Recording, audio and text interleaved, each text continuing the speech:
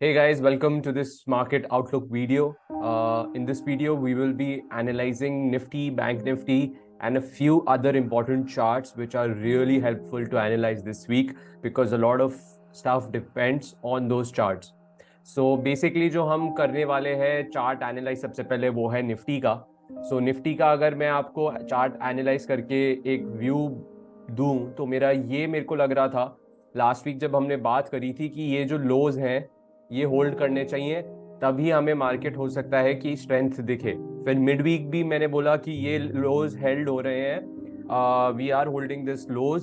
सो important है कि market यहाँ से बाउंस दे. एंड फ्राइडे को जो मार्केट में एक बाउंस आया वो काफ़ी शार्प बाउंस था, जिसमें ऐसा लगा कि जो शॉर्ट्स थे वो शॉर्ट कवरिंग आई, जो एक्सेसिव शॉर्ट्स थे मार्केट में उन्हें अपनी पोजीशंस को एग्जिट करना पड़ा, एंड जिसकी वजह से एक बहुत स्ट्रॉन्ग बाउंस आया. तो ये अब इम्पॉर्टेंट यहाँ पे नेक्स्ट वीक ये होगा to see that whether this was a short covering or it was a genuine bounce and genuine sign of strength in the market. So ये आपको इन द कमिंग वीक पता चल जाएगा.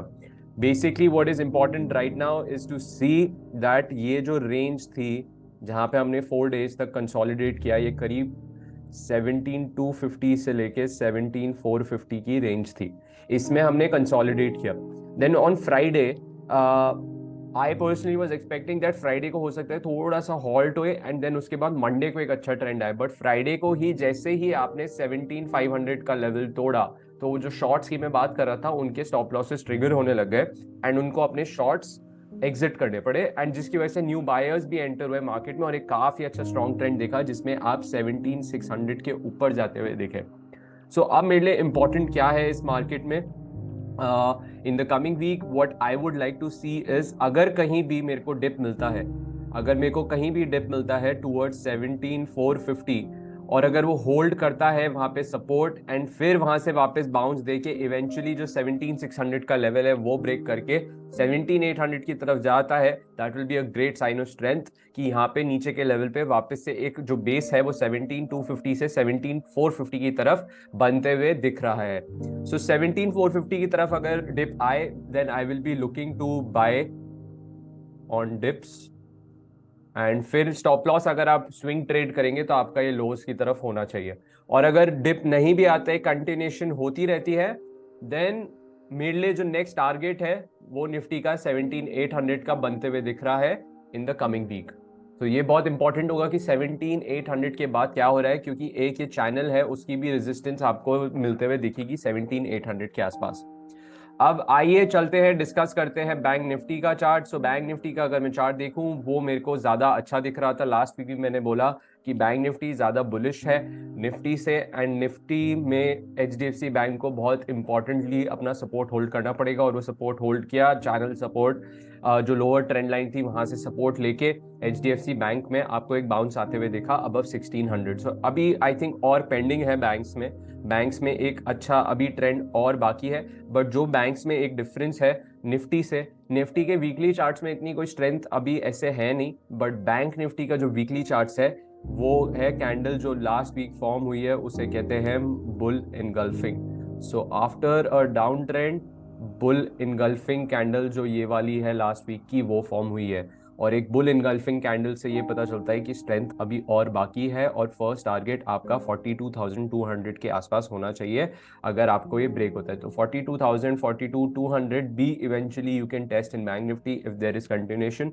और अगर मैं ये देखूं ये जो लोज हैं, अब मेरे को यहाँ पे ऐसी इंडिकेशन मिल रही है कि बैंक निफ्टी भी इवेंचुअली बाय ऑन डिप्स हो सकता है. सो फर्स्टली अगर कोई डिप आता है बैंक निफ्टी में तो जो सेम रेंज मैंने निफ्टी की 250 पॉइंट्स की बात की वो सेम रेंज वैसे ही बैंक निफ्टी में जो लेवल था जो क्रॉस नहीं हो रहा था वो था 40,800 के आसपास. 40,800 के आसपास था जो लेवल था जो क्रॉस नहीं कर पा रहा था निफ्टी. तो अगर आप देखें बैंक निफ्टी, सो अगर आप देखें 40,800 का लेवल जैसे ही ब्रेक हुआ, शॉर्ट जो थे उनके स्टॉप लॉसेस ट्रिगर हुए और नए शॉर्ट्स भी एंटर हुए मार्केट में एंड फिर एक काफी अच्छा स्ट्रॉन्ग ट्रेंड आया.